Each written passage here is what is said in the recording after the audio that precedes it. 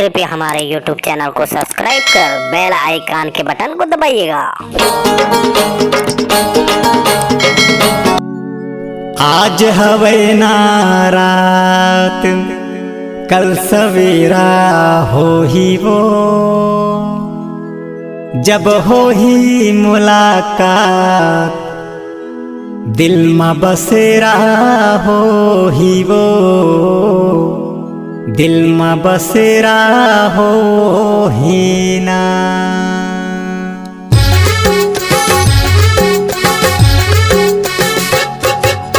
आज हवे ना रात कल सवेरा हो ही वो, आज हवे ना रात कल सवेरा हो ही वो, जब हो ही मुलाकात दिल में बसेरा हो ही वो, जब हो ही मुलाकात दिल में बसेरा हो ही वो।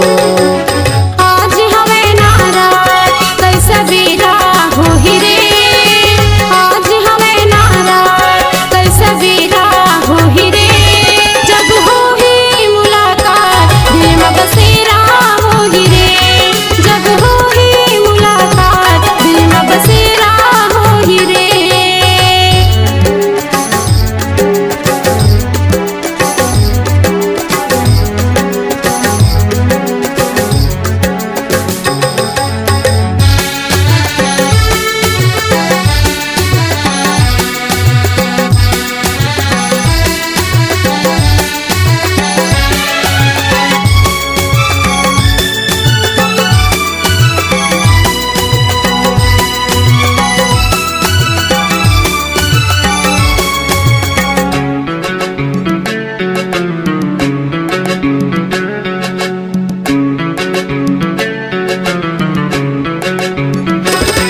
झन कर दे चिंता फिकर झन संसो माँ दुबरा दे, जब आही मोर सुरता मोर पाछू दौड़े आविर।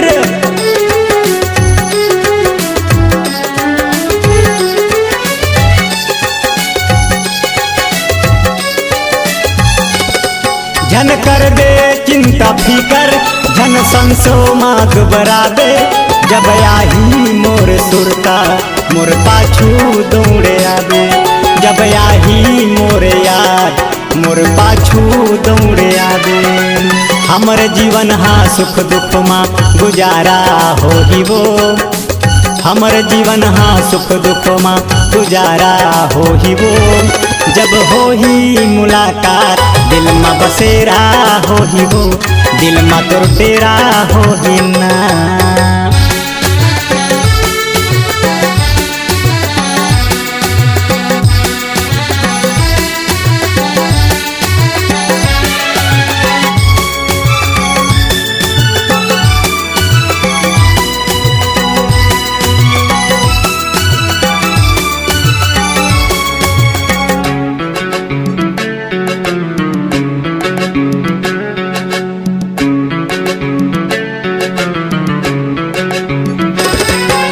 जैसे धूप छाँव एक दूसर के परछाई, तोर बिना जीने पाहूं झल छोड़ दे मोर कलाई।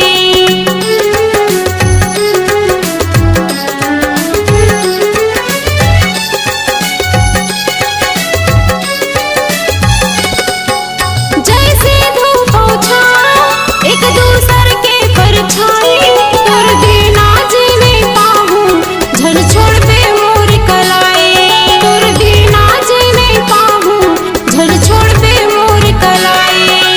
अकेला माँ मोर जिंदगी बेसहारा हो ही रे, अकेला माँ मोर जिंदगी बेसहारा हो ही रे, जब हो ही मुलाकात दिल में बसेरा हो ही रे, दिल में बसेरा हो ही ना, जब हो ही मुलाकात दिल में बसेरा हो ही रे, दिल में बसेरा हो ही ना। जब हो ही मुलाकात दिल में बसेरा हो ही वो, दिल में बसेरा हो ही ना। जब हो ही मुलाकात दिल में बसेरा हो ही रे, दिल में बसेरा हो ही ना। जब हो ही मुलाकात दिल में बसेरा हो ही वो, दिल में तोर डेरा हो ही ना।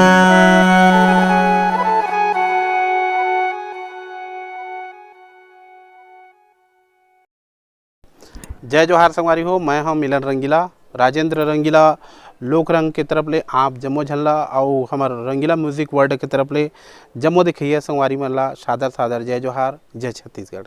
संगी हो आप मन रोज़ देखत हो हमार नवा नवा वीडियो, नवा नवा गाना, कॉमेडी वीडियो, नाटक, राउत नाचा, पंथी सुआ कर्म दरिया ला। संगवारी हो आप मन ला सादर सादर निवेदन करत हो मैं कि हमार रंगीला म्यूजिक वर्ल्ड ला अधिक से अधिक संख्या में माया और दुलार की ज़रूरत है। आप मन के माया और दुलार ही हमारे छत्तीसगढ़ के लोक परंपरा और संस्कृति ला आगे बढ़ा सकत है।